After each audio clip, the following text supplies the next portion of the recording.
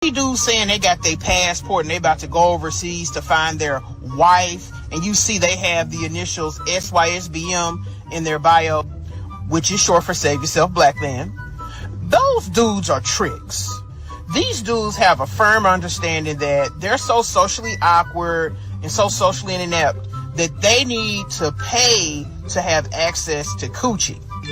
Thing is, they're so broke that they can't afford the cost of women, sex workers here in the United States.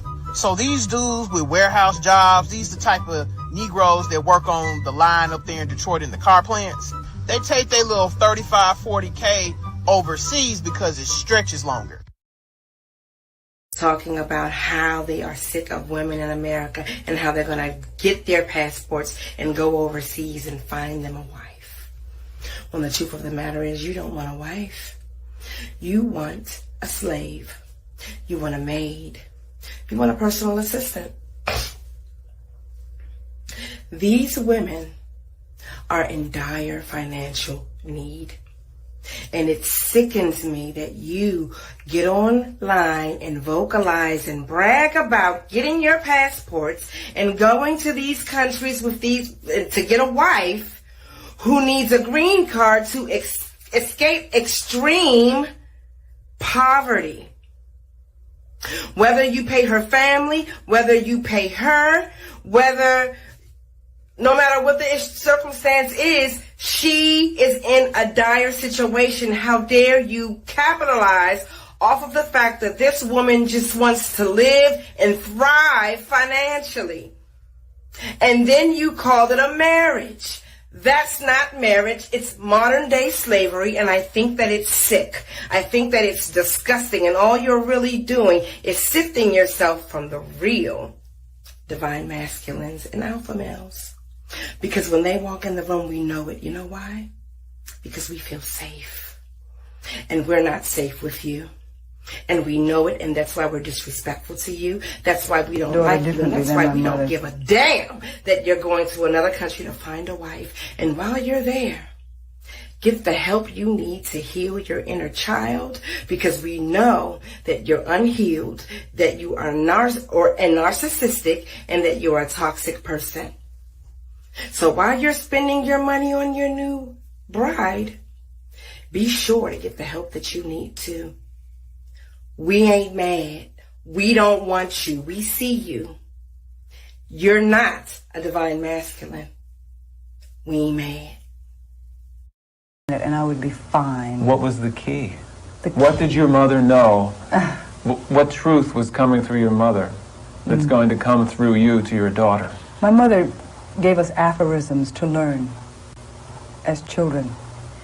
And there are two that stand out foremost in my mind. One is the inner reality creates the outer form. I learned this when I was in grade school.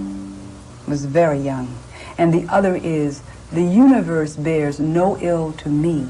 I bear no ill to it.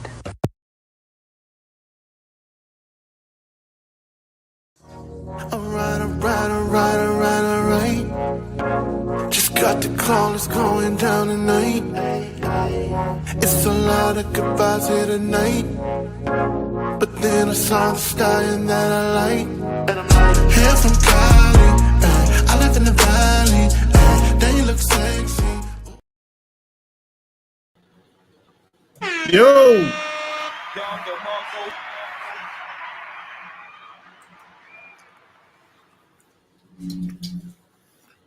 Back at you with another episode.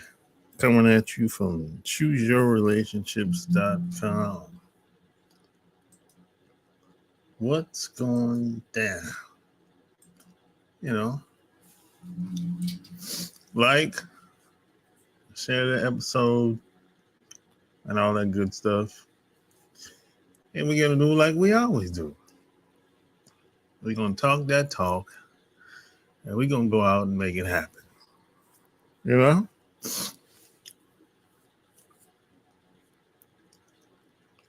And don't forget to check out the Love Can't Wait podcast.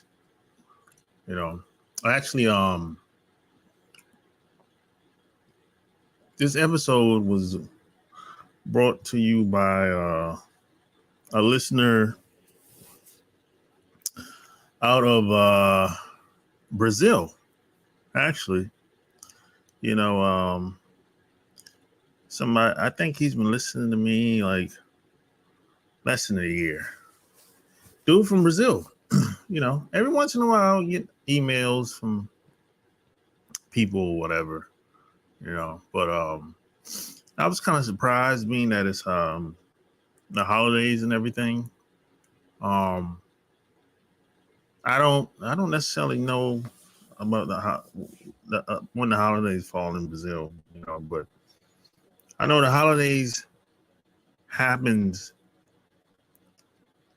in different places at different times in different places, if at all, you know. But you know, around this time of the year, a lot of people kind of go to sleep due to the holidays, you know, especially after starting tomorrow. You think people are asleep now, and they're really going to be asleep until January the 3rd or 4th.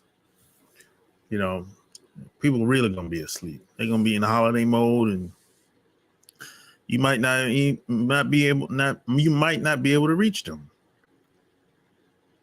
after tomorrow. You know, so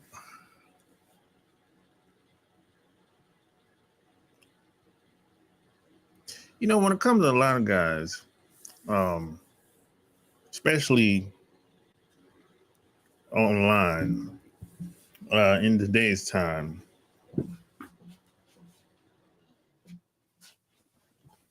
you know, a lot of guys have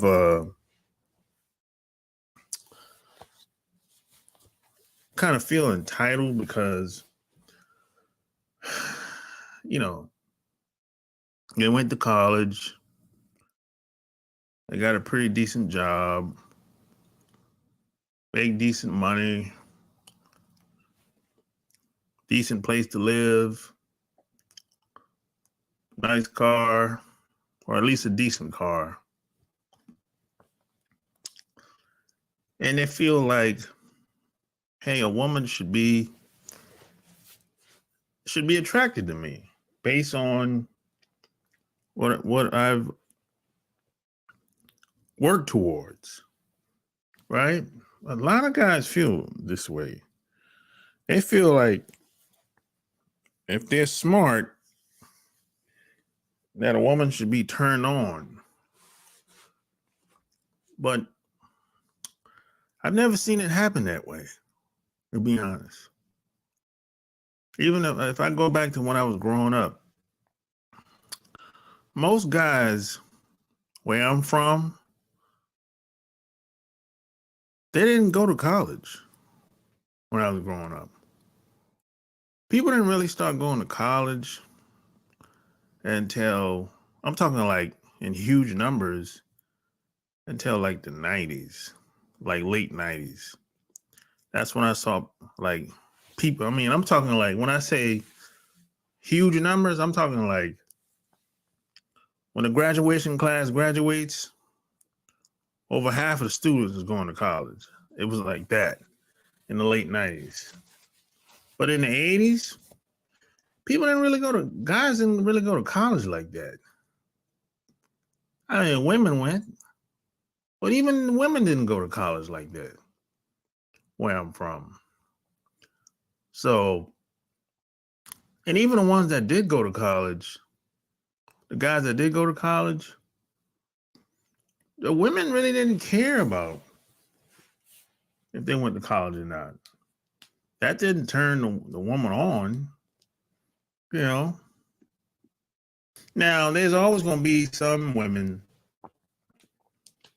and even some men go to college and become brainwashed and go back home and act like they're better than their relatives.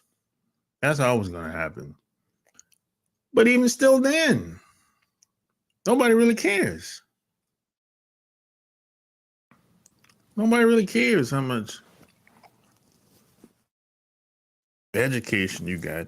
Now your job might care. People on your job, they might care about that. But even the people on your job that's hiring you, depending on where you went to school at. Now, if you went to some Ivy League school, Harvard, Yale, Cambridge, West Point, yeah, that might be impressive on your resume. But that shit ain't sexy. Not to a woman. She might be impressed, but that ain't gonna get her panties wet. That's all I'm saying. That ain't gonna make her decide that she wanna go home with you. It's gonna take more than that, just education. Now, she might date you and not be turned on towards you.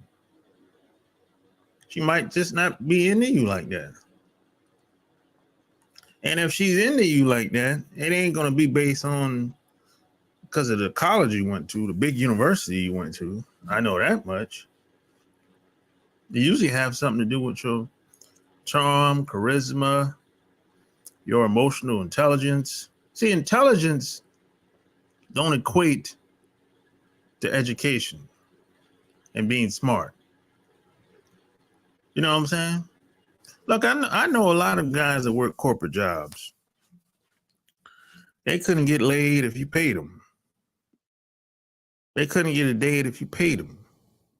And these guys, mostly nerds, they should be married because they don't have enough street smarts, or probably no street smarts at all, to be out here in these streets. If you out here in these streets, you get eaten alive out here. People are not. This shit ain't pretty out here. People will prey on you out here, out in these streets. People will prey on you out here. People are not. If you don't know, you're gonna get eaten alive. You know, I don't know. No, I've never seen easy. I've never had it easy. All I know is doggy dog. You know, a long time ago, they made a song called, I think Doggy Dog World. It's a doggy dog world. A lot of people remixed it. I think Snoop remixed it. That's a true statement in that song. It is doggy dog out here. That's a true statement. That's all I ever seen. I ain't never seen easy. That's in a fantasy world. And this is why a lot of these guys, mostly nerds, think like this. You know, they think everything's supposed to be. They're people. A lot of guys are very entitled today. Just people in general, and I don't understand why. They haven't done anything to deserve anything in most cases. They haven't helped anybody do anything, including themselves. And you know, a lot of people, men and women, think that them graduating from a college is a huge accomplishment. And I used to think the same way too, until I went to college, until I went to some of these universities, and I realized ain't none of them really too much better than the other ones. The only difference is how they get promoted and clout. That's really it. Ain't too many universities better than each other. It's all about clout, how they promote it, who's attached to it, the alumni that give back, if they give anything. You know, so it ain't really a huge accomplishment if you graduate from any university, in my opinion. You know, now does it? Some people will be impressed with it. You might get their attention, but when you get a woman's attention, what you gonna say? You can't think just because you graduated from an Ivy League school that that's gonna stick in a woman's mind. It doesn't work that way. You know, the first thing, you should never depend on one thing in the first place. Depending on one thing is a recipe for a disaster. You know?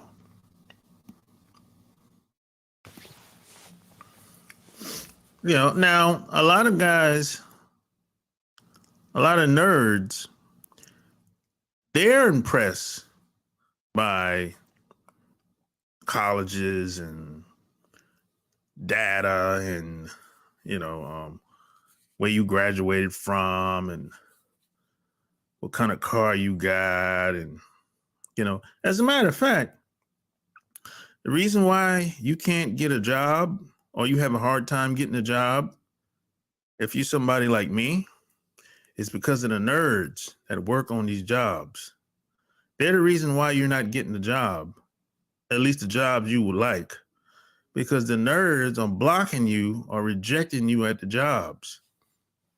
See, guys like me, I don't get along too well in those corporate jobs, because see, those guys that are in charge of these jobs, they feel uncomfortable or insecure being around a guy like me. So I can go on 100 interviews and I probably get, out of 100 interviews, oh, that's maybe 100, that's too much. Let's take 50 interviews. Out of 50 interviews, I might close like 15, 16, 17 of those jobs out of 50 jobs. You know, and the reason why, and that's not really a bad number, by the way. You know, 17, 18 out of 50, that's not really a bad number. But the reason why I know this, because I've had this experience. I've been on a bunch of interviews for a bunch of different jobs. And the reason why I didn't get it is because of some nerdy dude that's insecure about me working there, because he knows that I'm going to get more attention than he's getting. And I'm probably going to get more attention from the women than he's getting. That's what it really comes down to. That's why you can't get the job you want. The nerdy guys are in the way. And see, these people that have these big Fortune 500 companies, they hire these nerdy dudes. Because people hire people, for the most part, that's just like them.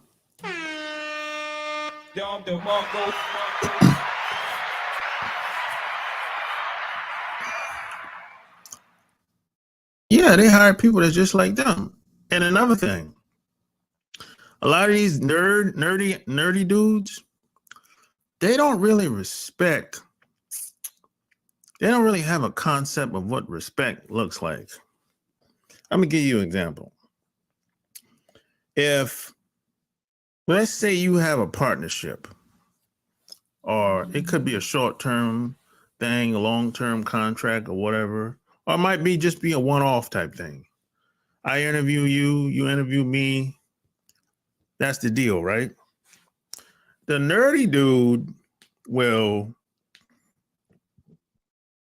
interview me first, and when it's time for me to interview him, all of a sudden something happens. He can't do it again. We have to reschedule, and we never really reschedule. That's just one example, because a lot of these guys tend to be cutthroat. You know, they don't really have a concept of what being a stand-up guy really means. It's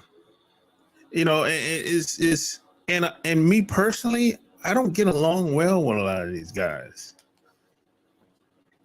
You know, because it's like they don't really They don't really have a good concept of what respect really looks like. They don't really, and they don't care. That's another thing. And a lot of these guys work at these record labels, these big Fortune 500 companies, you name them. They're there. And this is why I think they're so cutthroat. This is why there's so much chaos in a lot of these companies. Because these guys for the most part, they're in charge. You know, and let me tell you, when you know you're dealing with a nerd, he believes in the system to the fullest. Everything is based on data and calling the police and using the court system. He doesn't even think about trying to talk it out amongst each other like men. That concept that's rare to most of these guys. That, because if you have a problem with something that happening between a guy or maybe a company or a deal, just pick up the phone and call a dude. No, a lot of these guys, the first thing that crosses their mind is, I got to get me a lawyer because I'm going to sue. I'm like, what? So you get some shit in the mail, or maybe your lawyer calls you and tells you, hey, such and such, your buddies filed a lawsuit against you. And you don't know nothing about it. You don't know what the hell's going on. You only know what's on the paper. So you pick up the phone and call him. You can't get in contact with him. So you call a mutual friend and you tell him, hey, I'm trying to get in contact with such and such. The phone rings and rings because he done blocked your number. You know what I'm saying? So your man tells you, oh, okay, I'll get you in contact with him. And you find, when your buddy calls you back, you find out that he don't want to talk to you. Let's talk to the lawyers. A lot of these guys are just like that. They're just like that. Cutthroat. Y'all might have been partners forever. They don't say business partners, which is bullshit. It's a bullshit term, by the way. If someone said business, if someone says business partner to me, I don't walk, I run.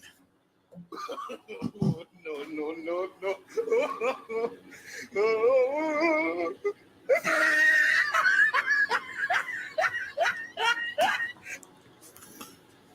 Yeah, so these guys are not really loyal to anything, really, except, I don't know, maybe the bottom line, if that, or it's about their image or whatever, And see, women don't get turned on by this. See, the women that they're with, 9 times out of 10, they kind of resent them. They disrespect them.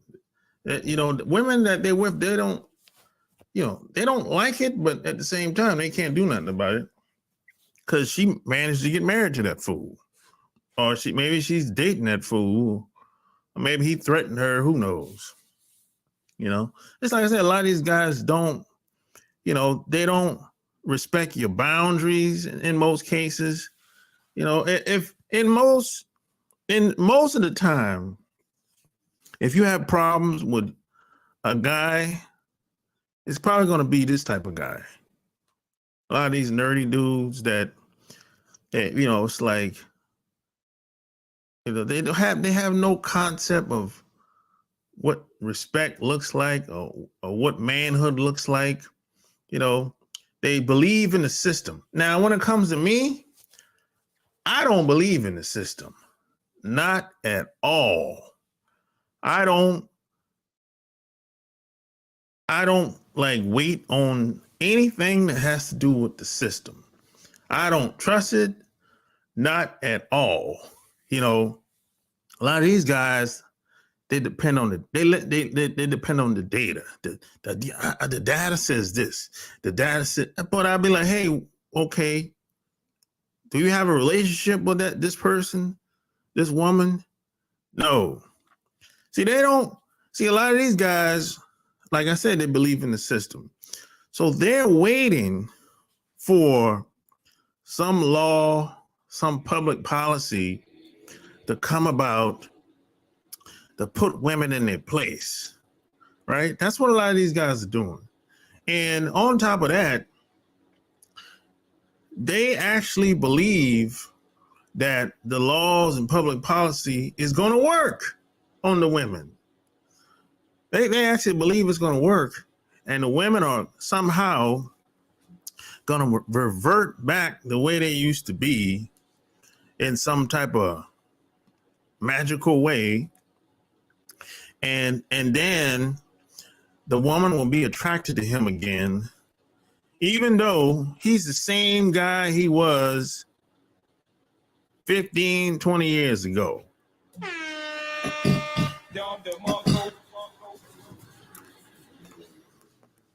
Yeah, so they're waiting around, for things to change around them. And I always say, you're going to be waiting for a long time, buddy. And that's not a good strategy. And see, they don't believe in strategy. They don't believe in real relationship. They believe in, hey, I want things to be micromanaged for me. I want to be hands off. I just want somebody else to set me up. And I just want to come in, sit down. The woman should be drooling all over me, and I should have the final say, yes or no. She should be all in even before I even meet her. And this is just how these guys think. This is why matchmaking makes so much money. This is why a lot of these agencies, or probably just individuals, make so much money when it comes to matchmaking. Hell, I need to get in this business. I understand how it works. Because you got guys that got no game at all. They're socially awkward. They just want the matchmaker to do all the work, and he wants to just, hey, set me up for a date with this woman. He just want to scroll through the website that they have, which is because, the matchmaking service, they got the data of all the women, the profiles, all the details. He just wants to go to a website, pick all the women he wants, and have somebody else set up the date. And they have all, they have all the data, whether she got kids or not, her age, nationality, the pictures are there, what she like to do, et cetera, et cetera. So this is why they make so much money as matchmakers out here. And these guys, they just don't, these guys think like this. If the data says this for the majority of guys or the majority of women, there's no way in hell I can win if it's not in the favor of the majority of men. Now, and these are surveys for the most part. And we're not talking, when they do surveys, they're not surveying every goddamn body in America. That's fucking impossible, right? But he gets caught up in all the data and the surveys and everything, and he just assumes that, hey, if the majority of guys that they surveyed ain't winning, he ain't gonna win either.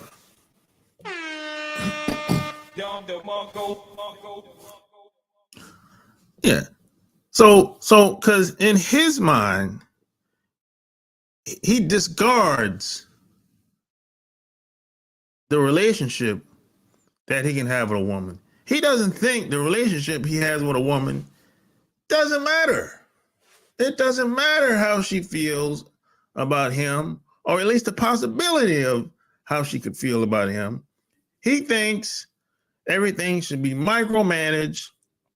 You should kind of paint a woman in a corner, so to speak, and just have her make decisions, kind of manipulate her, pin her in a corner, and she can't move. She don't have a lot of options to make decisions. So it should be just only two decisions she can come up with. It's either him or the streets. It's like, it's a weird psychology a lot of these guys have. You know, it's kind of weird, bro. And a lot of women pick up on it, but they still get with these guys anyway, in most cases. And then the woman end up suffering because she's going to find out real quick, this guy's crazy as cat shit.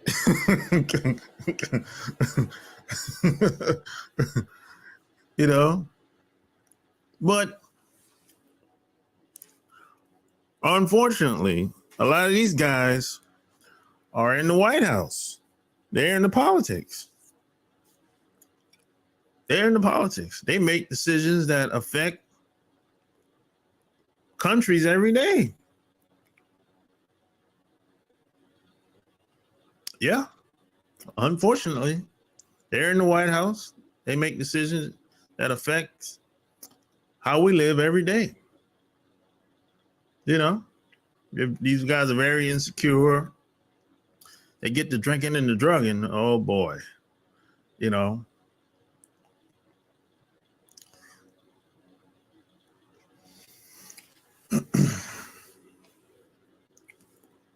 But hey, you know, a lot of times you just have to pay attention to, you have to figure out who's doing the talking when it comes to the data, you know, because I've been living all my life, for the most part, here in North America. And just being a black man in America, I can't depend solely on the system. I can't do it no more. The system has failed me. So it ain't but so much failure. I can, you know, I don't want to put my livelihood in anybody's hands. But that's just me, you know? And another thing I would say is I've never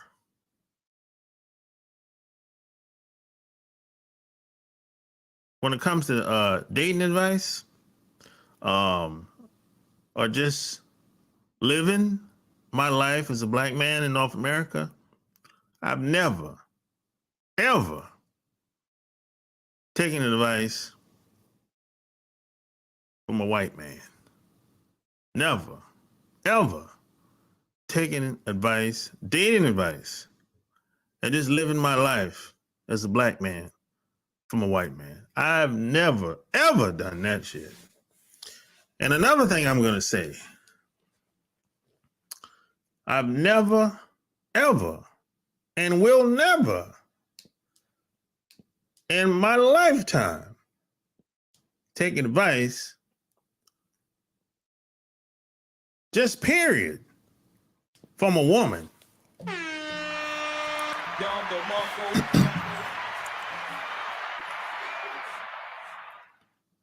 Absolutely not. What can a woman, look, hey, look. Can a woman tell me, give me some tips as far as what her friend likes, what floats her boat, what, you know, some of her hobbies? Can she tell me some tips what her friend might like? That, and I'd probably trying to get at her friend. And yeah, she give me some pointers. Yeah, okay, yeah.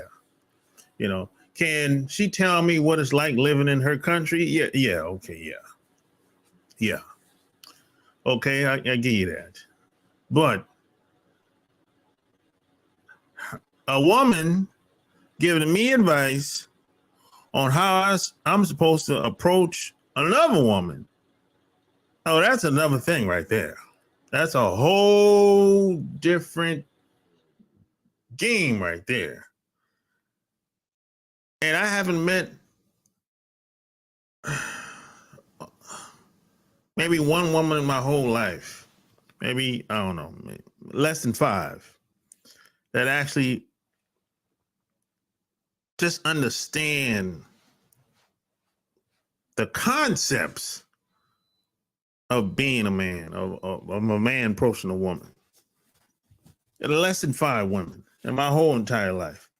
Most women are clueless when it comes to just understanding men in general. So when you throw dating and what it means to be, what manhood's all about, I don't expect a woman to even understand that. So why would I go to a woman when it comes to understanding manhood? That doesn't make any sense to me. You know, and if I wanted, let me tell you something. If I wanted some advice from a man's perspective, I know where to go. It ain't gonna be no white man. I'm just saying. And that's not a knock against white guys at all. I just know that my experience as a black man is an entirely different ball game than any other guy in North America. You know, I just know that. And you might say, well, how you know? I've been living long enough. That's how I know. You know, this started when I came out my mother's womb. And I didn't ask for it. I was born into this shit.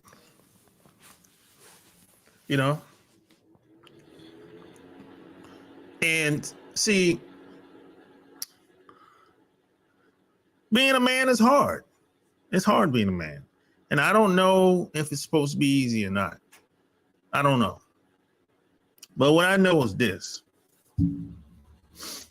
As a black man in North America, no one's coming to save me. And I don't have no safety blanket. Do I have support? Every once in a while. Do I have support like I want to? Nope. Never have.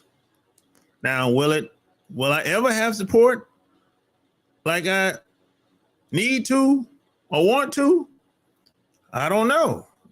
I got to keep moving forward. I got to keep working at it. But what I would say is I don't have a lot of cheerleaders. I tell you that much. I've never had a bunch of cheerleaders. You know, seems like the better I get, the more things I seek out, more accomplishments I get. Seems like the circle gets smaller. There's less and less people around.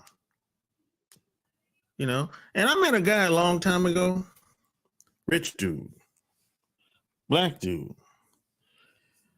This is when I was in direct sales. He was like, "Welcome to the club."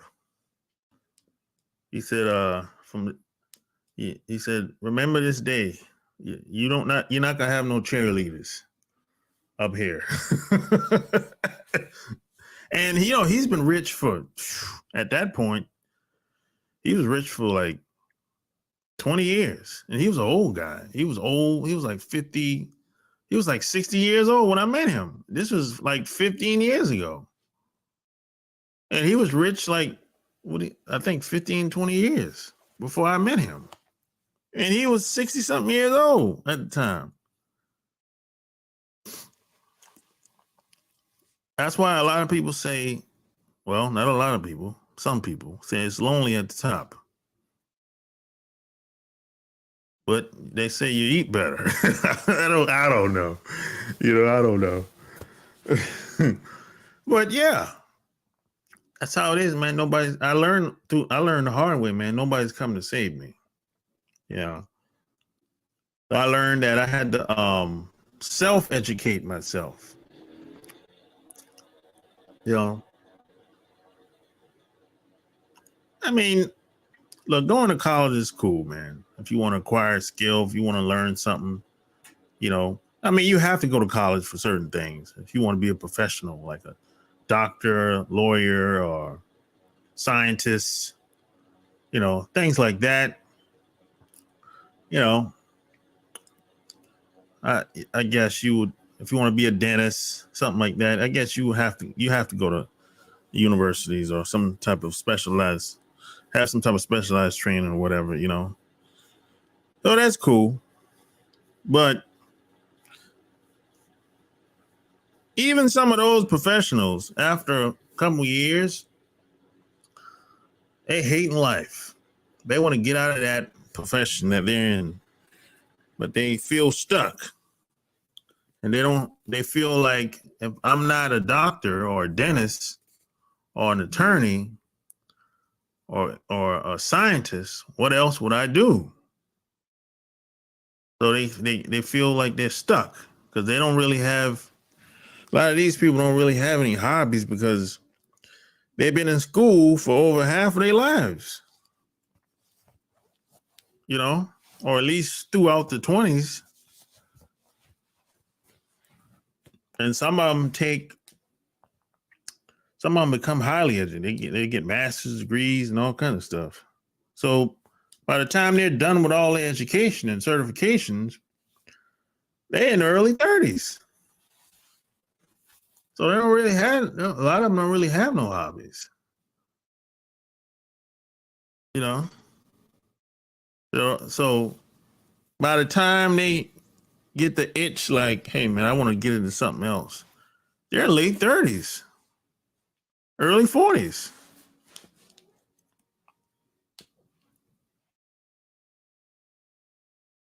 So they spent damn near half of their life working towards their career. And it turns out they don't even like it. And now they don't like their career. They don't like their relationship that they're with, the wife. They like, it's like, that's why some of these guys, they get depressed and some of them kill themselves. Some of them commit suicide, they OD and all kind of craziness. And most of these guys are nerds.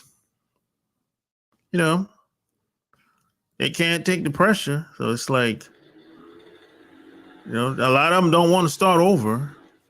They don't want to get a divorce and find a new career and start all over again and find a new wife. They don't want to do that. That's too much work. Because a lot of these guys feel like they're privileged. They come from a good family, whatever the hell that means. Or, they went to the big schools and everything. And they say, pressure bust pipes. And a lot of these guys don't have no game. And a lot of them are kind of like, can't understand why the wife would sleep with another guy. And God knows, why would she leave me for another guy? I bought us a beautiful house. I paid for whatever she wanted, and she still left me for a guy that had less. Good God Almighty! Why does this happen to me? And that's enough for a guy to commit suicide. A lot of these guys, they don't understand why this happened to me. Oh shit! And He's like, they don't really want to start all over again. So a lot of the guys, man, I just rather just kill myself. They fall into that depression, and a lot of that has to do with how they were raised. Their parents really pampered them and kind of set them up to fail,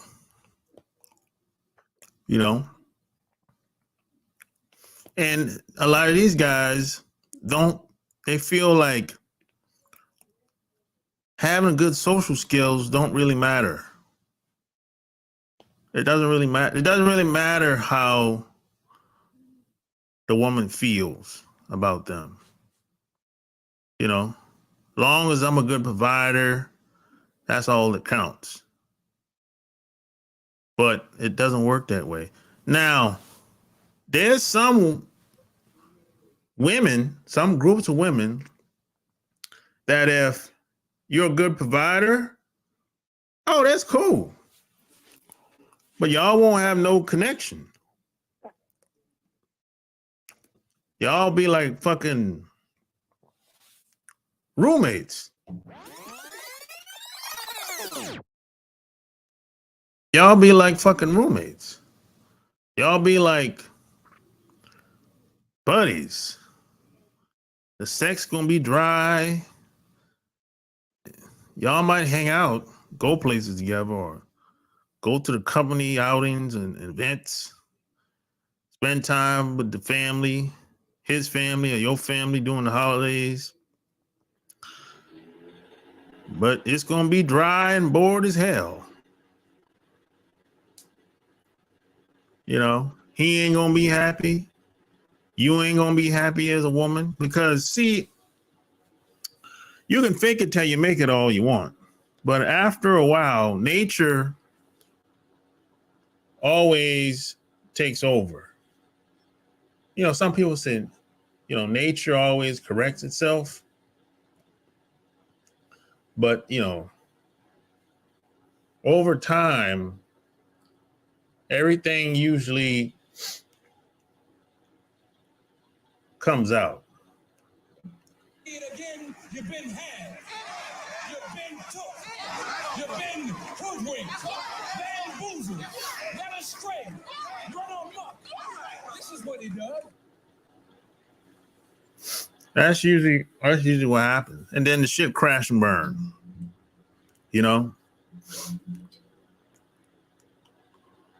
But hey, I'm gonna put the link in there, man. Anyone wants to come on? What up, Mike? .com. Let's see.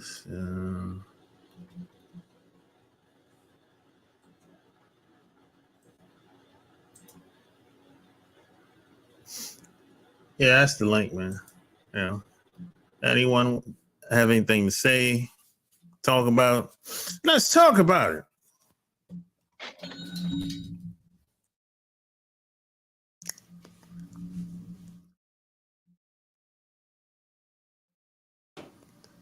And the funny thing is,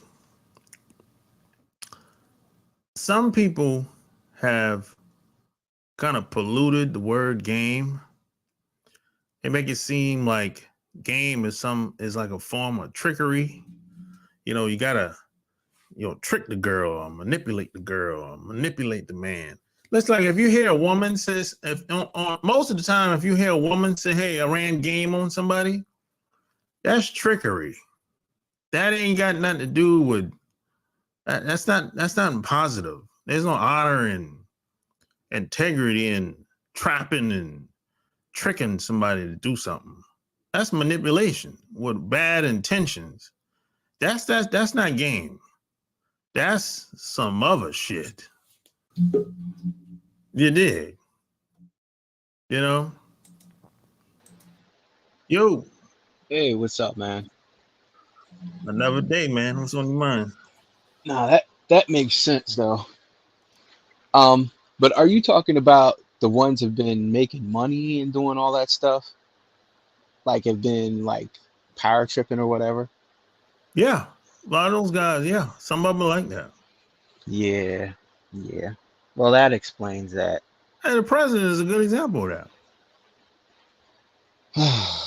He's a nerd.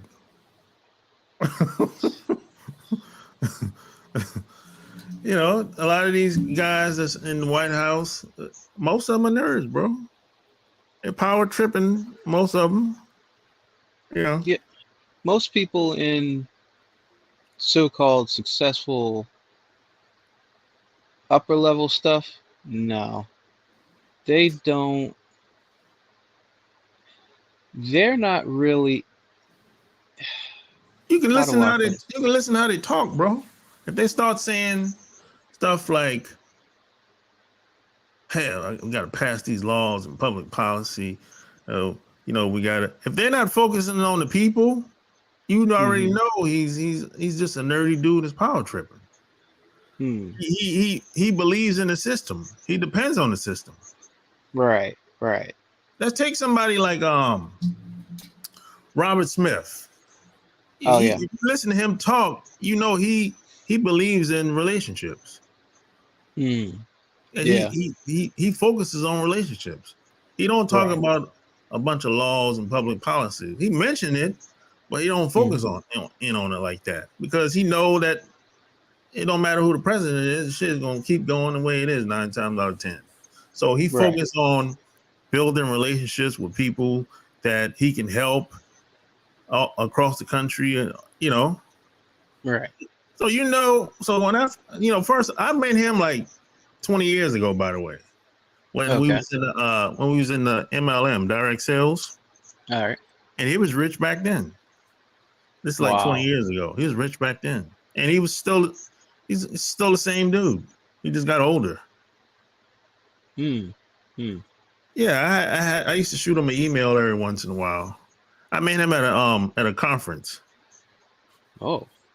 in Greenville, South Carolina, Right. Right. right, Right. 2002. Hmm. But if you listen to him talk, you'd be like, okay, you know, he the typical guy. You Yeah. know what I'm Yeah. saying? And Yeah. look at some entertainers. Let's just listen to them talk. You'd be like, oh, you just a power tripping nerd. Yeah, Jay-Z's a nerd, bro. Dame Dash is not a nerd. If you listen to Dame Dash and listen to Jay-Z, they're two entirely different people, bro. You got one Yeah. guy that Dame Dash seems more street, like Baltimore street. yeah, he is. But Hmm. but if you listen to him, he really cares. Hmm. He cares about the people that's around him. He cares about the people that he grew up with. Hmm. But he's only one person. He can't do everything. Yeah. From Baltimore. Yeah. You know? It's entirely true. A nerd, and what Jay-Z do? He split up the record label. Right. Right. He did do that. Yeah, he split up he fell for the bait. He took the bait, like most of them take. And then years go by later, they I knew I made a lot of mistakes. Well, it's too late now. But see, that explains because those nerds are different than, I guess, geeks or other nerds. Because that does make sense. That does make sense. Yeah, some of them Because just happen to have money. That's all. right. Because then they're showing their what do you call it? And then Insecurities? everybody else is being masked as something bad. You know what I'm saying? So you being the bad representation of everything. Well, they focus on the system. So Right, right, they have someone they can pick up the phone and call that's in charge of the media or some form right, of media. You know, right, right, they or maybe they work in the White House or maybe they on the local level, right, politics or something. right, right. Because I mean, I guess that's why certain ones or certain um, breadth of ones aren't successful because they're not they're not cutthroat like that. But then that explains why people don't trust the non upper level ones, because they kind of sound like them in that aspect. But Well, then at the same time, like say for instance, you're a group person. You do not try to submarine anybody. You say it up front. Like say yeah, for instance, me. I don't like I would get on the phone with people or talk to other people. I would be like, look, if you do something wrong, don't worry, I'll take the blame for it. You know what I'm saying? And I would like say for instance, if I'd ask people how their day was, or try to, work as a team. That there's it's the whole me concept. I don't know. Maybe it's just me, but those people seem to only work on just themselves, by themselves, yeah, without working as a team. You think yeah, that you yeah, got this degree and it's only you, you know. yeah. They I don't, don't. honestly, I don't consider those guys nerds. They're just, how do I put it? That explains shit, Yeah, because I'm like, you don't, from a other side of nerddom, you don't pay attention to that because you got blinders on. But I also see what you're saying at the same time. You see what you're saying at the same time. And then when you get on like government level stuff, like you're working for the government, not like executive type in the government. I'm talking about like, what do you call it? like you work from them directly. Yeah, as an individual, for the Okay. company. You're not managing or anything. Now, I have family members that have worked in there, and it's like you're trying to hire certain people, and they won't let you. They'll get these people over here. They will do that in a heartbeat. In a heartbeat, Yeah, without question. I have family members that was in the middle of that, yeah. close ones, They're not. and They're not going. They're hiring people that make that don't make them uncomfortable. right, right. Because I'll be blunt. My mom would, she wouldn't want to do that, but then you have the other management there. No, they don't care. They want to hire this person, Yeah, and and then the other thing is, okay, well, you don't have a degree, but this person has a degree, but they aren't suited for it. They ain't even ready for it, but they want you to pick them anyway. Anyway, and it was like, why? Why would you do that? Or they'd find somebody who was qualified for it, didn't have a degree, and but they knew everything, but they went and got the degree person. And that's even worse in um, the telecom industry. It's really rampant over there, well, they always and the it's nepotism there too as well. well, it's the phrase they always use. They say he or she is not a good fit. Right, right, right. But no, I get what you're saying. I get what you're saying. Yeah, because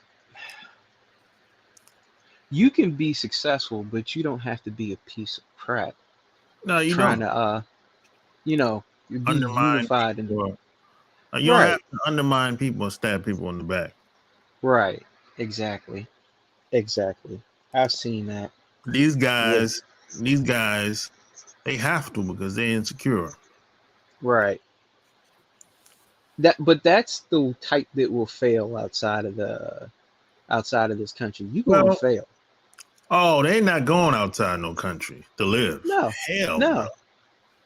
They They they never, even, only see they never even thought if about you. Well, I mean, they'll go on some trip to it. Cancun or something That's like it. that. That's Yeah, it. yeah. But they won't. They I scared. mean, I have to wonder. Any of them been in the military? You have to wonder about that too. Like A if they've few, ever been in. a few have.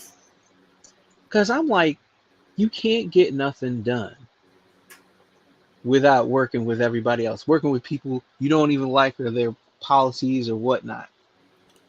I mean, I've had straight up people that truly didn't like the color of your skin, but they knew that they had to work with you.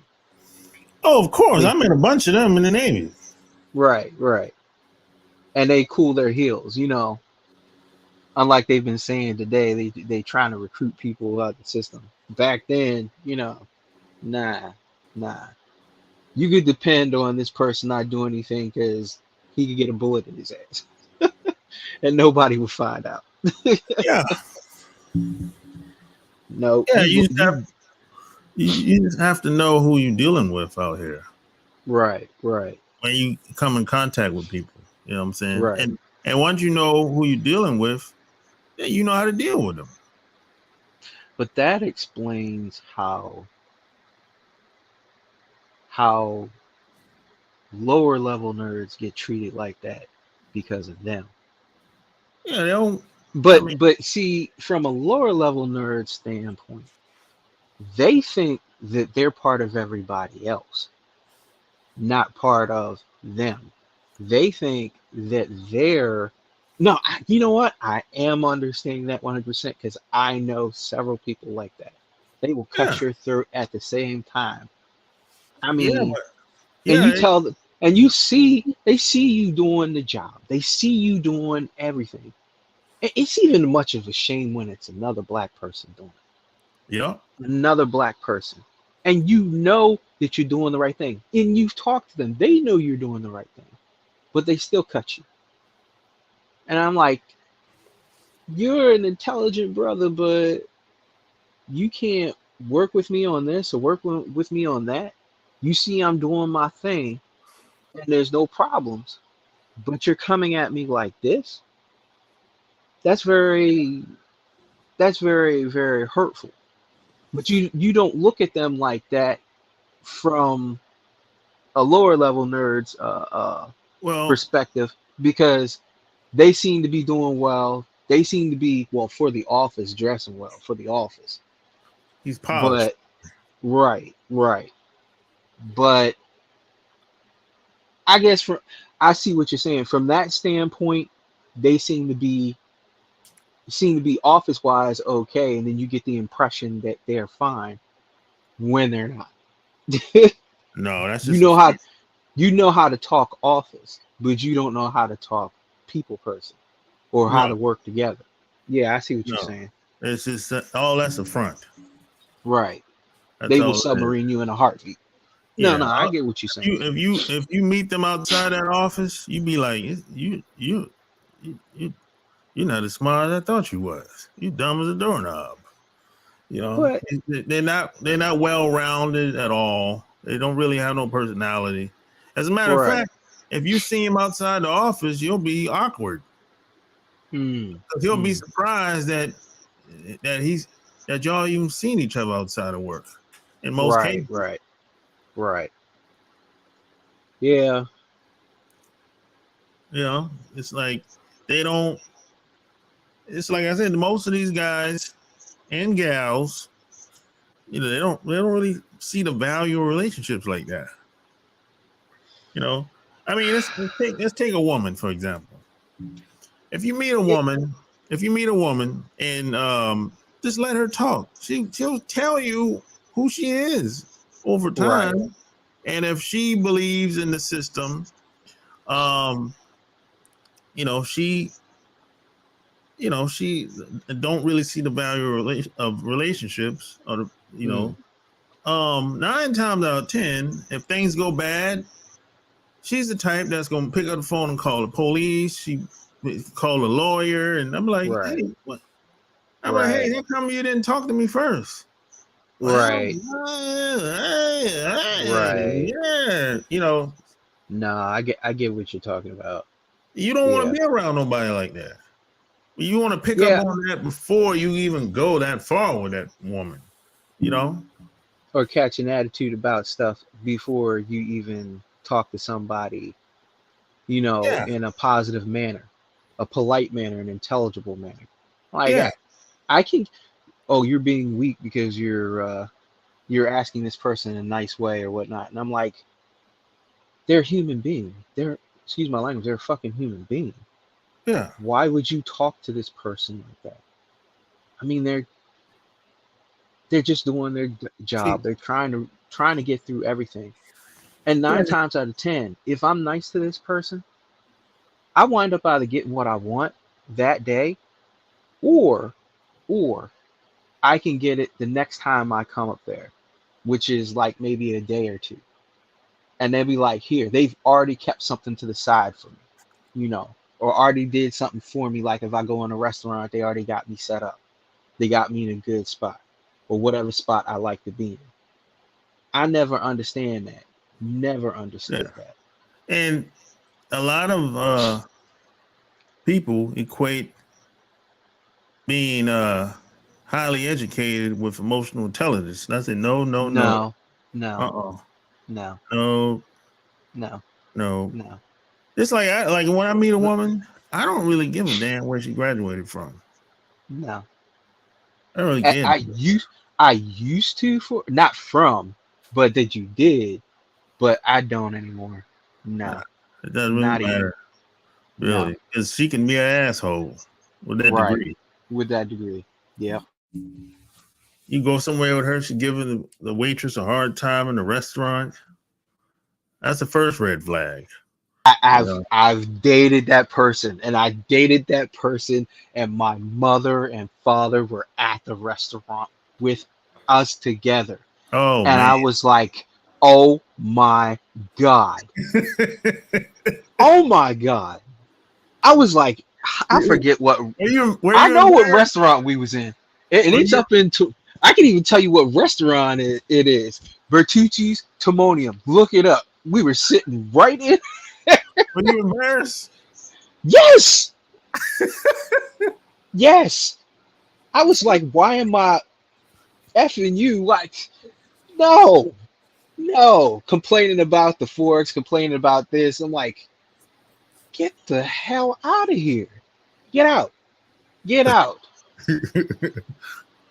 And I mean, she's working with a major company, and then I was like, why are you doing this? People could spit in your food. They could do whatever. Why would you act like that? Yeah.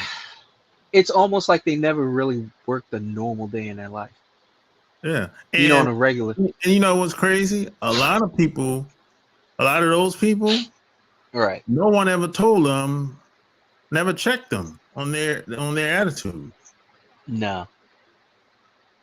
No one ever told them, hey, you out of pocket. You need to chill out. No. And I was like, and I met some women that were like that. I said, nobody ever told you that shit wasn't cool? Like, no, nobody ever said it. You're the first. Right. Damn. Right. You know, it's hard to believe, but it happens. There's a lot of people out here like that. You know, I saw the other day, well, what's 2 months now? I was in the airport, right? Right. And you know how you board the plane, once you give the lady your ticket, right? Mm-hmm. And you board the plane, and you know, just before you get to the plane itself, you know, it's usually a line. You have to usually stop in most cases if you boarding like early, right? Right. And there was a guy that was like 2 people in front of me. I think there was a lady was getting on, and he put his arm out, right?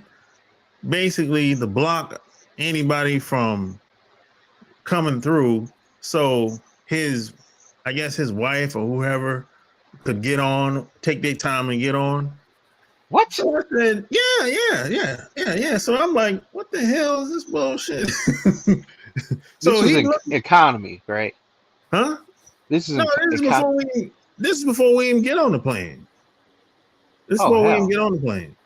Yeah, I'm flying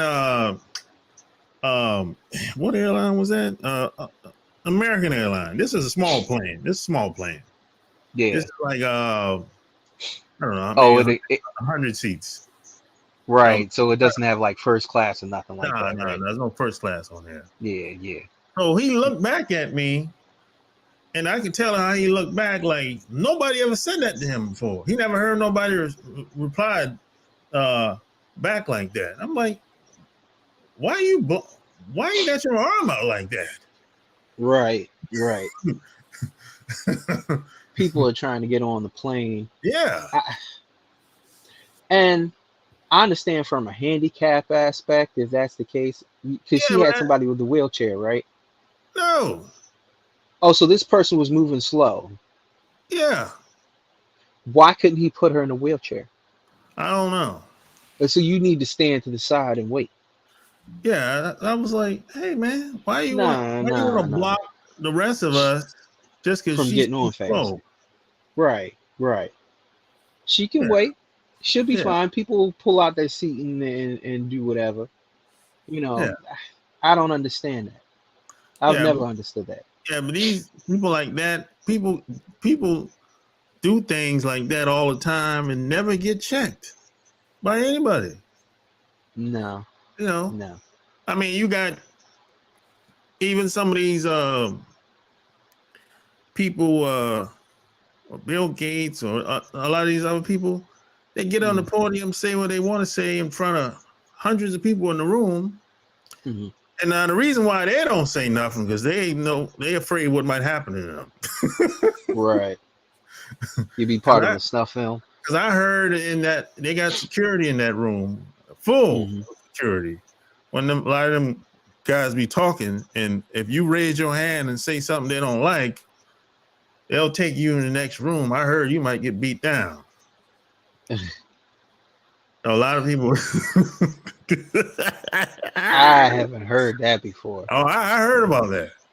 I heard that's why a lot of people don't say anything when they're up on the podium saying all kind of, whatever, god awful stuff. Because they said you got. That's why they don't say anything. Because they have all kind of people, all kind of security in there. Deputy sheriff, Secret Service, whatever. Off-duty cops.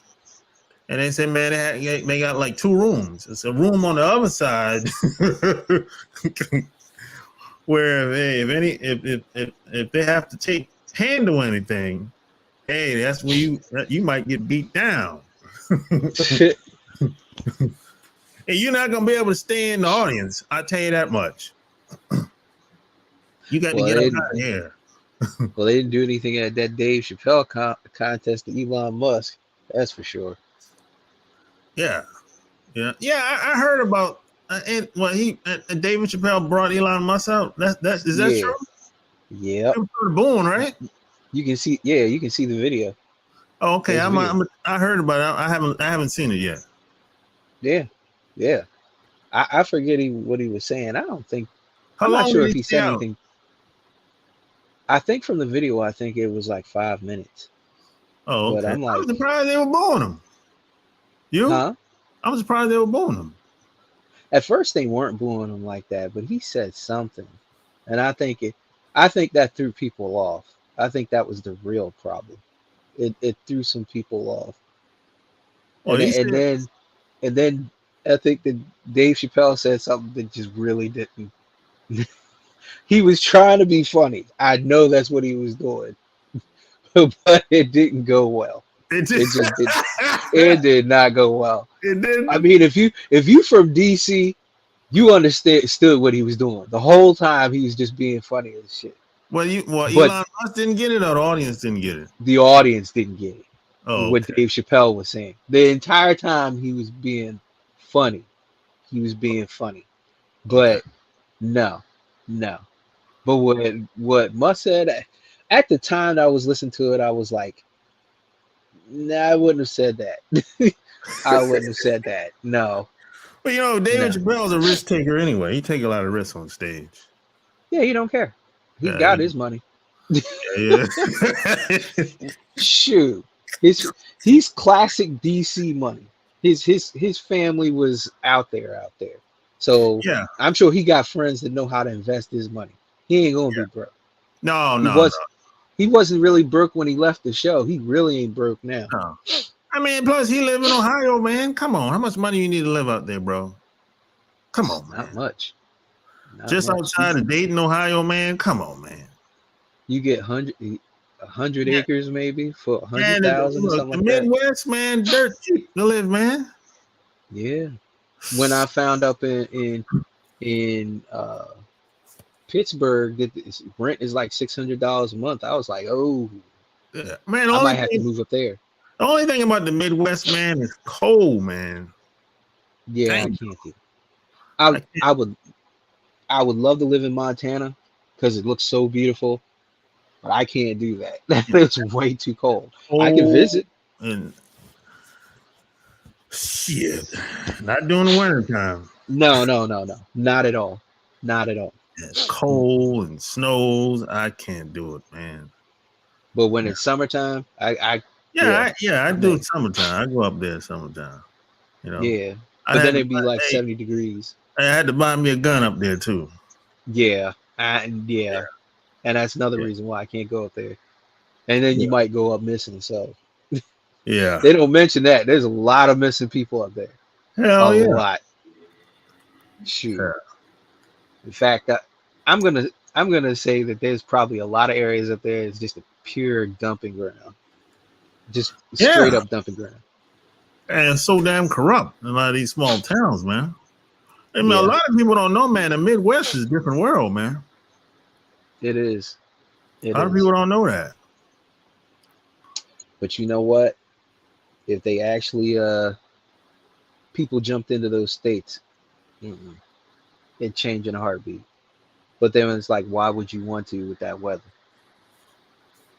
I don't know if I could do that. I just no, I couldn't do that. No, I couldn't. It's nice to have that fresh air, but no, I couldn't live out there. No, like Colorado, man. Come on, I really couldn't live there. No, I'd have thought about Wyoming, but nah. You think it's cold on the East Coast? Yeah. And then there's what's the name of that? Right next to that, not Nevada. I forget the name of it. Arkansas? I heard about Arkansas. In fact, I think I got family over there, but in fact, I'm pretty sure. But I'm like, nah, buddy, I ain't going in there. In fact, we had our car trip down to Texas, and we blatantly avoided Arkansas. we had two decisions. We could go through Alabama. That was our whole issue. We'd be fine with Tennessee and Louisiana. Yeah. But we had to go through Alabama. Oh boy. and here's the difference. In Arkansas, it would kind of take us forever to get through. And I'm like, it's in the middle of the country. I know. But Alabama, we were next to Tennessee. That Tennessee was our stop for gas. And then we rode straight to Houston. And I'm gonna tell you right now, we didn't stop. We did not stop. I think we stopped at Louisiana because I was getting sleepy, but Houston, Alabama, no, we stayed on that highway. Yeah, stayed on it. Alabama. You can't slow. Isn't the highways where you can't slow down below 50 and you can't go above 70? Yeah. Hey, I met a girl from Alabama. She from Birmingham. Yeah, them women. Years ago. She was a good old girl. Good girl. Yeah. Them women down there, they nice. They can cook. Yeah. Do whatever. But they'll tell you, don't come down here. No, I never went down there. Hell no. Nah. Nope. Good old Alabama girl. What is it? Just how she talk. When you come down here to see me, I said, "Shit, I don't know." Y'all got state plane ticket money. y'all. I said, y'all police is different down here. They still got plantations. Plantation names. Shit, I said I'm I'm in Georgia. I thought Georgia was bad. Y'all, they're taking it to the next level down in Alabama. I might get missing down there. I said, no, you come up here. She started laughing. She know I'm telling the truth. My brother was kayaking through that area. I was like, when I heard him say he was doing it, I was like, what are you doing down there? And he was kayaking to the Gulf, and it's like on a river. I think it was, I don't know if it was the Mississippi something. It was something. But he was looking at these plantations, and he was like, I swear I was waiting for somebody to be, picking cotton or doing something, but they still got him. And I'm like, yeah, that's another place. Mississippi is one of them places where you just don't stop. Just keep going. Didn't stop there either. Yeah. Nope. And a lot of people are mad at Prime because he left. He shouldn't have been there in the first place. Wait a minute. Who? They're mad at Deion Sanders. Deion, yeah. Oh, he should have left a year ago, in my opinion. That was kind of messed up because they were basically stealing money from him. So what was stealing money? Well, he donating half his salary, and they're stealing the ticket prices.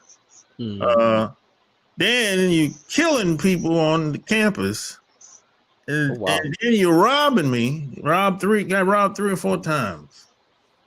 I mean, come on, man! You can't rob me and ain't gonna complain around, bro. Right. And you're jerking me on the amount of money I'm supposed to get paid. Right. And then I'm telling these parents, hey, your son gonna be safe on campus. Motherfuckers getting killed. Found one of the dudes in the trunk. Come on, man. That destroys your credibility then. Right. Coach. Where did he go? Colorado? Was it USC or something? Huh? Colorado. Oh, yeah. That's the state I was thinking of. Colorado. You said, no. Then his kids is there in Jackson, and his fiance is there.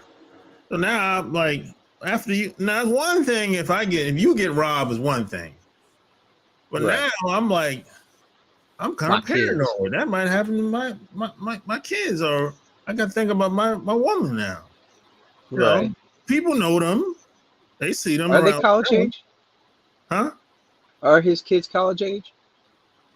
Yeah. He pulled them out too, huh? Two of them play football. And he pulled them out. Yeah. Wow. That is saying something. Yeah. That is definitely saying something. He basically said, y'all ain't no good. And then, see, one thing about these HBCUs, I've been to HBCU, 2 of them.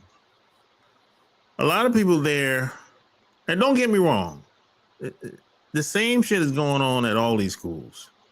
Right. Whether it's HBCU or white school or whatever. But the only difference between the HBCUs and these other big universities is they don't have enough money to go around.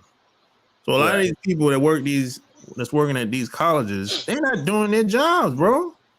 No. They're not. The only one that I can think of that is right now is only Howard and Morgan.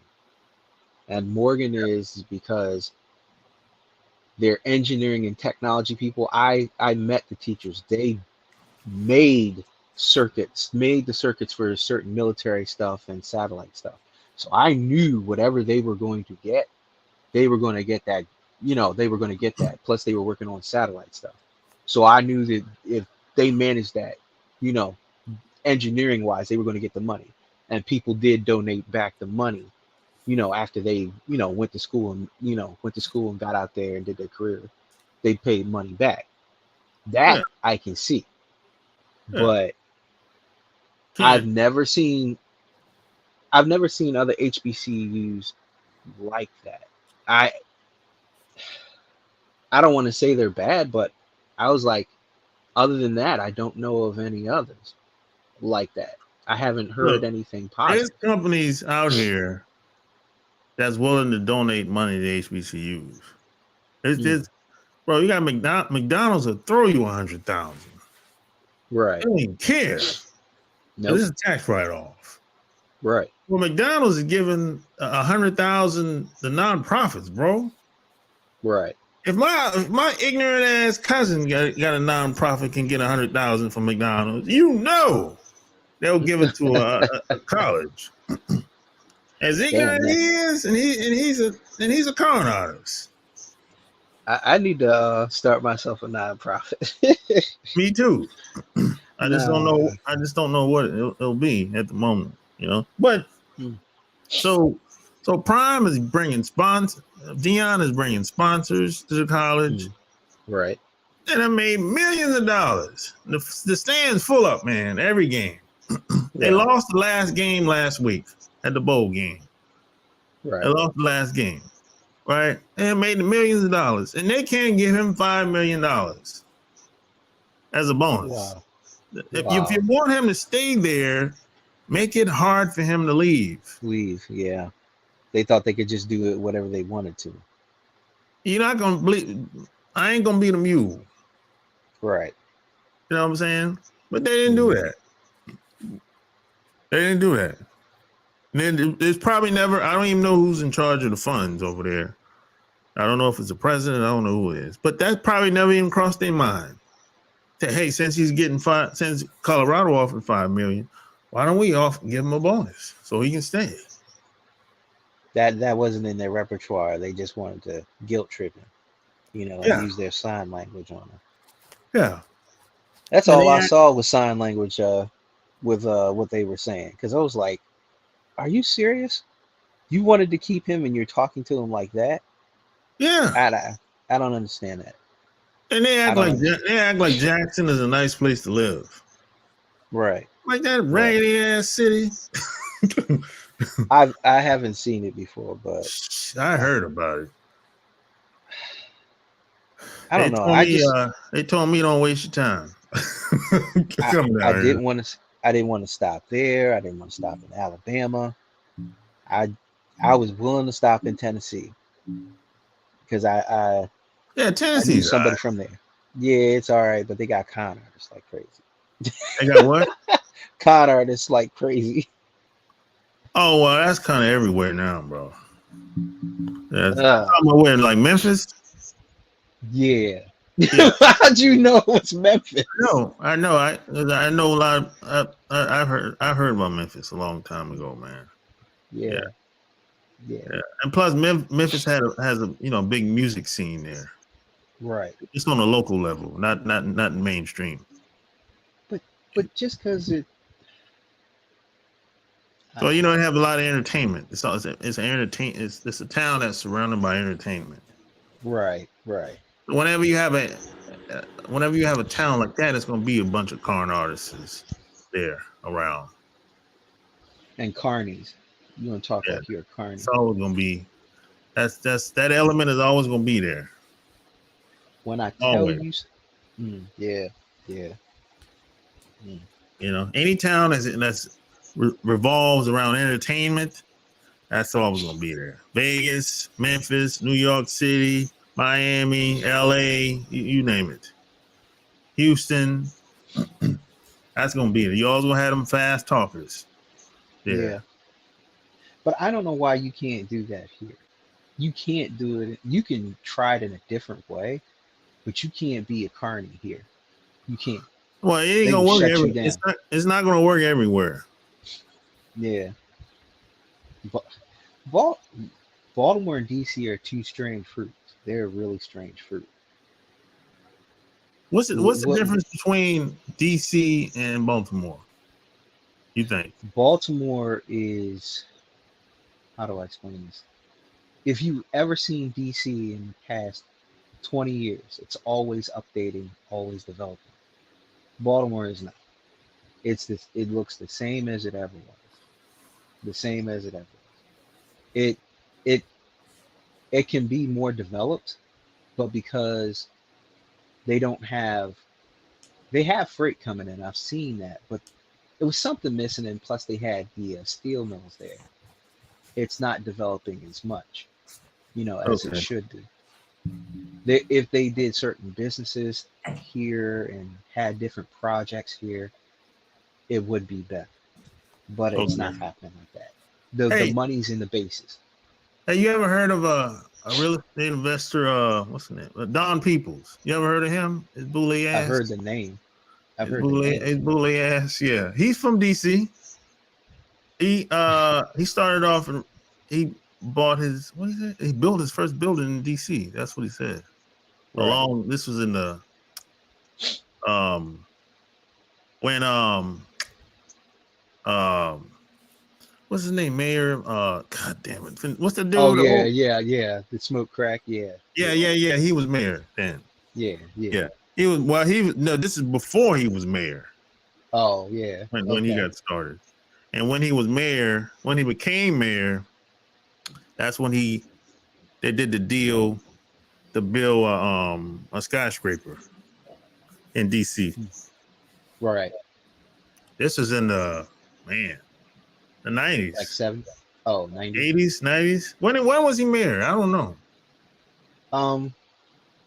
I think it was the 80s because I think I was still in high Yeah. school. So at that he's time. yeah. This was in the 80s because he's 62 now. So Okay. he's an older guy. Right. Yeah. Now he got he focused on mostly commercial, like skyscrapers, hotels. That's what type of real estate he focused on. I will say this. If you've ever seen DC 10 years ago or 5 years, 7 or 5 years ago, and you look at it now, you'd be like, I don't even recognize this place anymore. I don't even know where to go. Yeah, there's they develop like that. Yeah, there's roads that are the same. Your normal traffic, your normal stuff. But then there are places where I already knew they did this, that they put in new buildings like every 6 months. Something new would be added, something new would be torn down and put up. That's fine. But when I went down there this last time, there were highways that changed. There were whole roads that would take you down into the what's the name of that? The where all the Smithsonian is and everything. Yeah. I was like, can't get over there. It would take you somewhere else. And I was like, what? I know because I used to drive that route for a year and a half. Every day I'd be going past the White House and everything. So no. Then Capitol building. No. Yeah. But speaking of Don Peoples, now he's an interesting character. Now he's a boule nerd that got wealthy, right? Right. But he got his wake up call because he be complaining how racist white people are and how he be getting mistreated. Oh, you just got your wake up call. That's all that is. So now he's kind of rebelling. He's kind of reaching back, helping the rest of us now. Right. Right. But on average, that most of those guys don't help nobody. Yeah. So he's a rebel now because he got spanked over the years because he thought he must have fell. Yeah, he thought his money was going they feel like, hey, I got the money, I'm doing my thing, I got my businesses, and I ain't like the rest of y'all Negroes. I said, oh yes, you are. You just don't know it yet. all you need is one fall, and that's all it takes. Yeah. So now, he's kind of reaching back. He's doing interviews now. He ain't never done that in the past. But I don't mean necessarily just network. You don't even have to really network, but just the basic of, having your, helping people out as a connection. You can't just oh, I got mine and you got to get yours type of stuff. That's usually how it go when it comes to us. Most of those guys that get it, that's why I they're not say trying to reach back. that's why I say every time that we used to have an etiquette system that Yeah. covered private stuff and business stuff and public stuff. Yeah. And it's gone. My family still follows that. I know your family still follows that. Yeah, it's always gonna be pockets of black people that follow that. Right. You know? It's I don't know, man. And it's like everybody else is, just rolling the dice and gonna follow that. Whatever you saw was successful. Yeah. But people like that, no. Yeah, But he and you'll see a few of them like that. I'm like, yeah. Look, if you're not working together on something, you're gonna fall. Yeah. Because you become secluded. Right. And then you become an easy target. Right. All it takes is one mistake and you're gone. Yeah, you become an easy target if you just by yourself. You know what I'm saying? Even Right. Floyd Mayweather, he learned that the hard way. Yeah. Even he learned it the hard way. If you by yourself, you become a target, and if they take you down, the whole shit fall. Yeah. My friend group was in Baltimore, and they weren't in my field. And then I'm going down to work back and forth, and I'm like, I get up at 3 a.m. to get to work at 6:45 down in Virginia, which is like 80 miles. And coming back, I really didn't have a social life. So, and really nothing on the floor because you're trying to hump and get through the day. So, no. I had the circle of friends I had down there, but we were so far apart, it wouldn't work. Nothing. It didn't really help everything out. Yeah, But, man, it's like you can't. You can't sustain anything over the long term by yourself. Right. Not in a major way. You can't. This is That's why like- a lot of these guys and gals, when they die, Mhm. all the shit go. The attorneys steal everything. Right. And judges, they steal everything. It's this. Exactly. They steal. They sell the estate. Take all the money.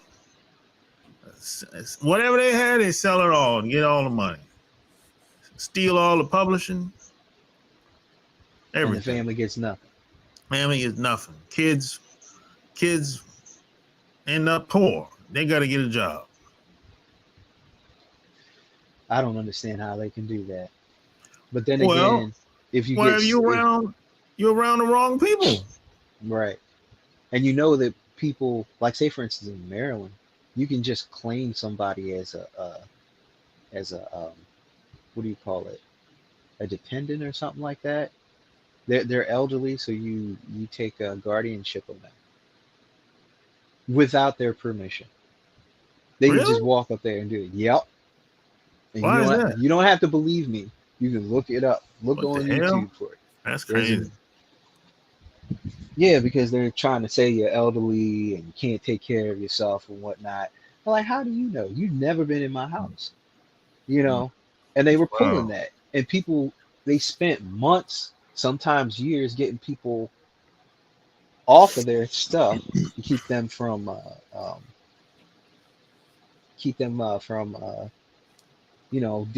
taking their money and stuff, because they were taking their money and taking this and that, and they weren't taking care of it. Let's see what happens. Let's see what happens when Oprah passes away. Oh boy. Jay-Z, Beyonce, let's see what happens. Well, do they have a will? Huh? Do they have wills though? They better. Yeah. Well, I want to see what happens. Well, see, at least Jay-Z and Beyonce have kids. But right. Oprah don't have no kids. Nope. So where who's it? Where the money or the assets? Where it's gonna be passed down to? Who? All her male family members that she's been bashing. Sorry, I didn't mean to say that. Maybe. And you know what? You know, her dad came out years ago and said, "Hey, Oprah been lying to y'all all these years." You remember that? Yeah, I heard it. All I that didn't. shit is lies. And I met a lady that was a part of her PR team like years ago. Uh, She said she was a writer. mhm, She used to write Oprah's newsletter. She said a right. lot of that stuff Oprah talking about ain't true. She didn't grow up like that.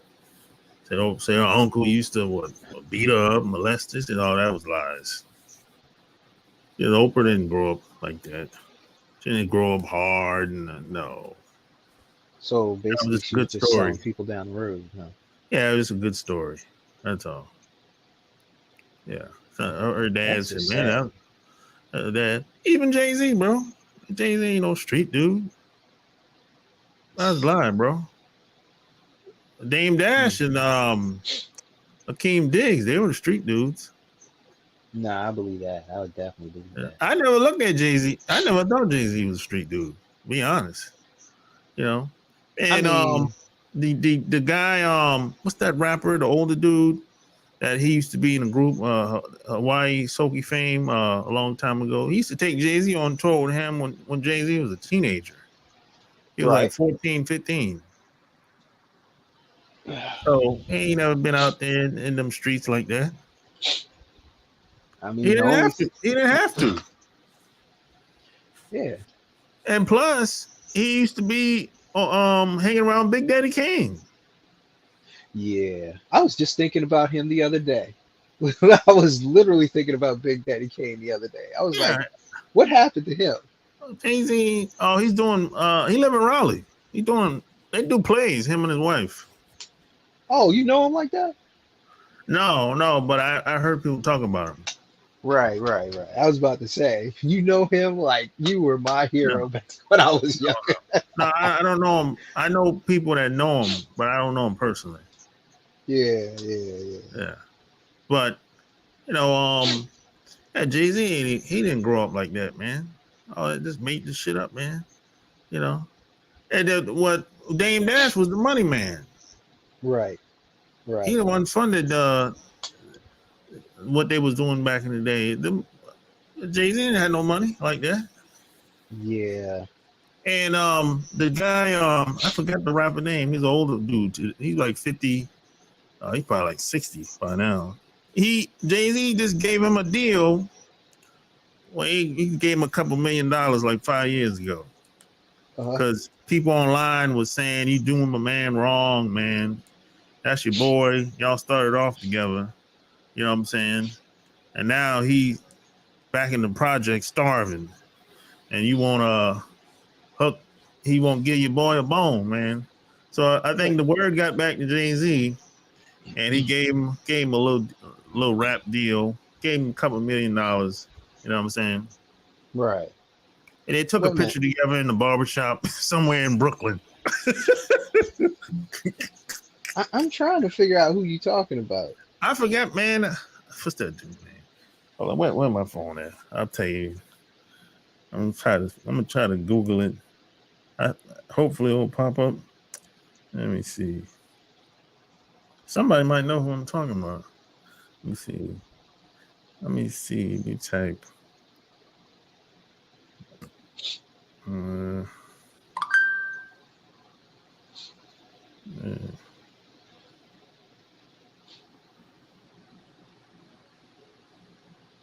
From the bottom of the top to the bottom.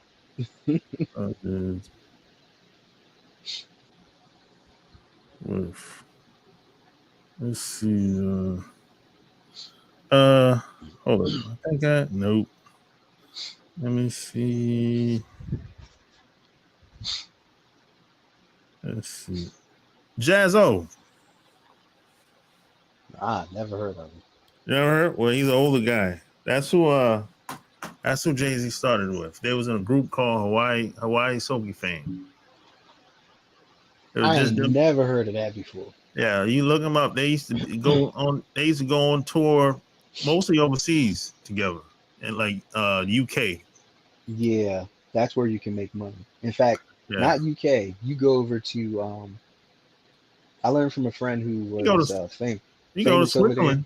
Switzerland, UK, If you can rap, Australia. if you can rap decently, just enough, go to Poland, go to Croatia, any of those places. You will skyrocket real fast. And then you can start to branch out from there. Because if you can't do it here, you go over there and then you slowly work your way back, to those Nordic areas and then to Germany and then work your way back east. You go all the way west there, go back east. I mean, go all the way east and go back west. Sorry. Yeah, man, they had a hit. I think they had like 2 hit records. Because around that time, there was MTV and the Music Box, Right. so they used to play their videos from time to time, and the song was all right. Dude, Jazzo, he's still rapping to this day. He's still doing music. He's still dropping music, but he was struggling Right. until he had to go back to the projects, man. Until the word got back to Jay-Z.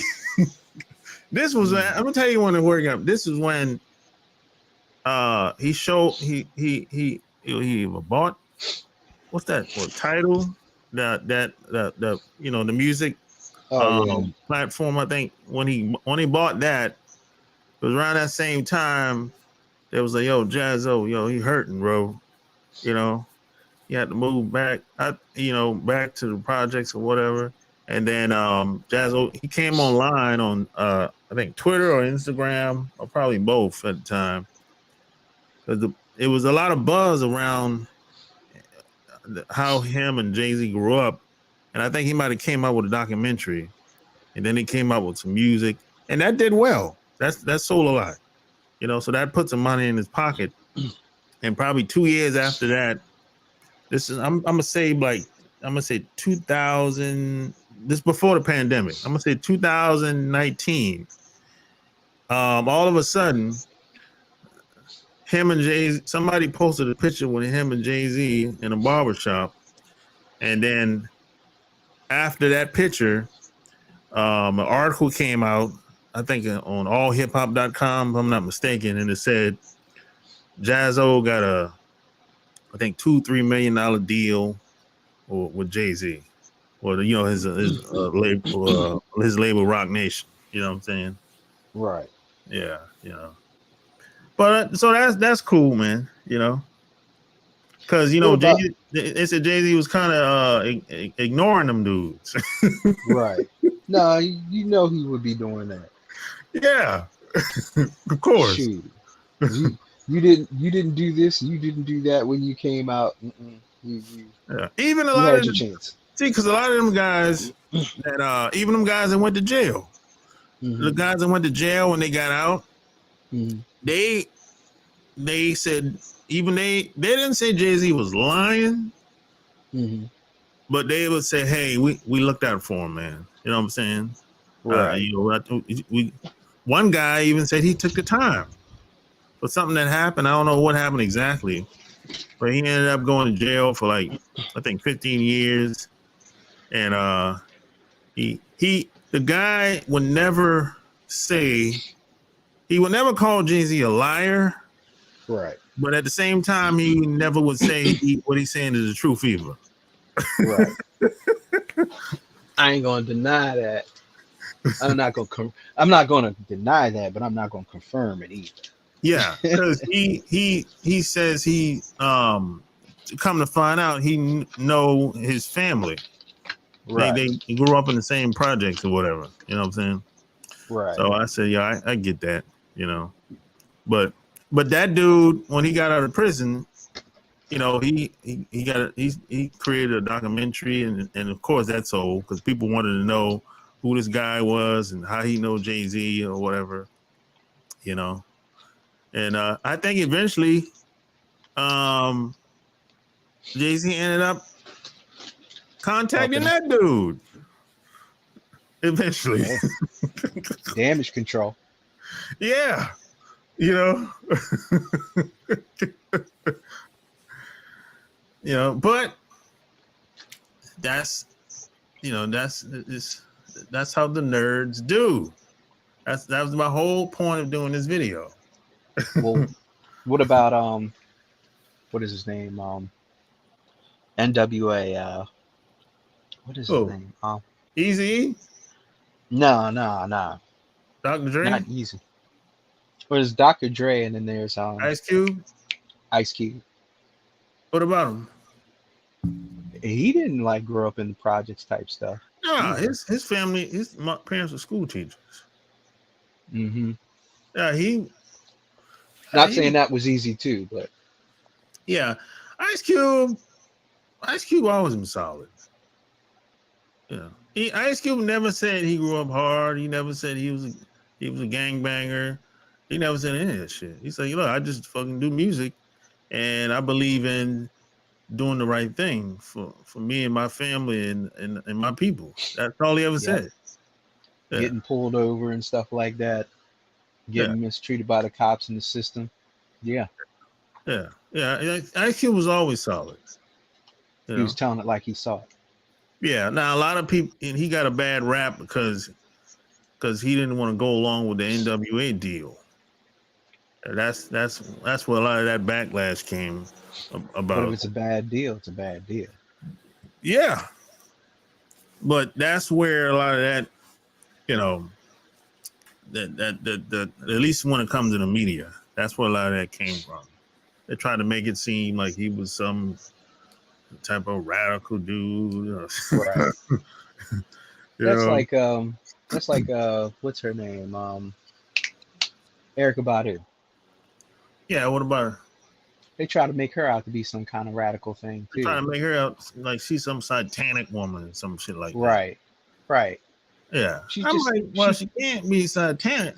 She can't be that bad because all the guys that she was in a relationship with, they blossom. Yep. They not doing bad out. They ain't struggling out here. And they ain't got nothing negative to say about each other. They don't got nothing negative to say about her. So they got to be something good about her. Shit, the proof is in the pudding, as they say. I mean, they were doing their damnedest. When I look back on it, they were doing their damnedest. Yeah, you remember how Common used to be before he met her? No. Common But then again, I wasn't really paying. I really wasn't paying attention. Common was a drunken rapper from Chicago. Wow. Drinking 40 ounces every day. Didn't his dad play basketball or something like that? I don't know. And then when he got with Erykah Badu, he got cleaned up. I don't even think he drink no more. Don't drink no more. I don't think he drink no more. He don't smoke no more. So I don't know. Something's going on. Maybe she got some good energy. I don't know. Maybe I need a date. Yeah, I'm telling you. Yeah, I know some women that's like that, bro. Everything they touch, it blossoms. Damn. I know some women. Now you got me interested. Now, it ain't a lot of women that's like this now. Like that. No. It ain't a lot of. See, what usually happens is a lot of guys will say, well, shit, she got 3 kids. She belongs to the streets. So that's what the nerd would say. Nah. Because he thinks, he just put all the women in the same category because they got 2-3 kids. Mm-hmm. That's what these guys do online. These guys are incels. These guys, these the same guys will say, oh, when I get some money, the bitch is mine. Nah. I'm gonna sell her a dream and all this craziness. And they preach a lot of this nonsense, and their followers they have think just like they think. And they'll listen to a guy like me, and they'll be like, well, he ain't got as many followers as I have, so forget him. He don't matter. Right. You know? Yeah. And they'll have women come on the show, disrespect them, because the women know that these guys ain't shit. And the type of women they bring on their show, you usually have to pay them to come on or some shit like that. You know, you have to pay them to do almost anything. And they're gonna, you know, do that to these guys because they know these guys are lame. I know who you're talking about. Yeah. But, Uh, you know, I've never had to pay anybody to interview them. I never yeah, had to do that. those dudes. Those Those dudes dudes got are to watching. pay. They got to That, pay women to come on the show. And I then mean, when they act a fool, they're like, well, shit. That's how it is. You can leave. mm-mm. You know, because it wasn't nothing anyway. Hey, you wanted me to come. I'm doing you a favor by coming on here. Yeah, I mean, it's not the same. Someone was trying to say that they're in the same vein as what everybody else is doing, and I was like, No, nah, buddy, no. no, they're on another level. They're the guys you want, and I'm like, no, that's their thing. They doing that. They doing something else different. Else, yeah, I mean, they sound like they're talking about the same They thing. just talking They about. saying it so. They're saying it, saying stuff in so messed up ways. I'm like, the only guys are talking about that's like that are they're balling or they doing something else, but they not. No, They just no. talking about data all day long. Right, The right. data says this. The data says that. I'm like, yeah, but the data always been there. The only, to be honest, there's only two people that I trust with data, and the one person that I knew that I trusted with data, well, not know, but I watched. Besides you, is what is his name? Kevin Samuels. That's Yeah. the only person No, it's nice. because It's nice to have the data, but there's always something you can do. hmm Just socially speaking. hmm Just because everything is against, it seems like it's set up against you. That don't right, mean you should throw in the towel, bro. Now you and should be he's smart. You should be smart, strategic. Yeah, but don't say, "Hey, don't throw in the white towel, bro." well. I'm like this. I'm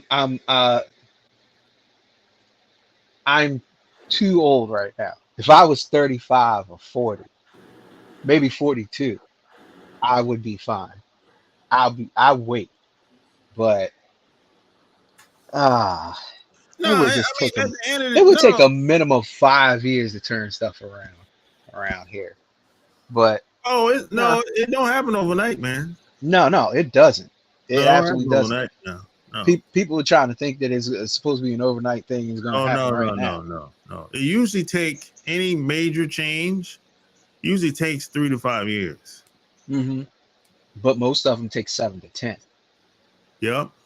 And that's why they always say, whatever time you think it's gonna take, double the time. Right. Yeah, there's no overnight success. No, man, that shit don't work like that. No, Man. you got if you anytime you're dealing with people, that shit don't happen. No, that shit probably is not gonna happen fast. And if it does happen fast, it's probably not gonna last. Yeah, you're right about that. Based on my experience and based on the wisdom of people that came before me, anything that happens fast is usually not good. No. Because they used to say, well, in the Bible it says how people come in is usually how they leave. How they go. Yeah. You know what I'm saying? Hey man, I think that's a good this is a good place to end it, brother. Well, Thanks for coming wait, on, wait, bro. wait. just one question. What did Logan Paul do that was so bad? Other than all the other stuff that he's done. I don't know, man. I don't really know much Fucking about with him him. like that. Yeah, I don't mess with him like that, but I was like, how many times does he have to do something wrong before people, do something about it? I don't And know. I just saw a title of him he's getting canceled now. I'm like, how many times have you done that? And how long does that last? 3 days, a week? Shoot, you Well, went into a place where somebody the did that. good thing about being in North America is people are forgetful. Let's give it time. They'll forget. And they'll give you another chance. That's the good news. I don't know. Going into a suicide forest and everything. And it's not like nobody knows about it. Well, in his age group, like nobody knows about it. You knew about it. Of course. So why would you go in there? Why would you go in there? Of course, man. So, well, that's on him. That's on him. Well, Yeah. sorry to bug you. You do your thing. All right, brother. Peace. Peace. There you have it.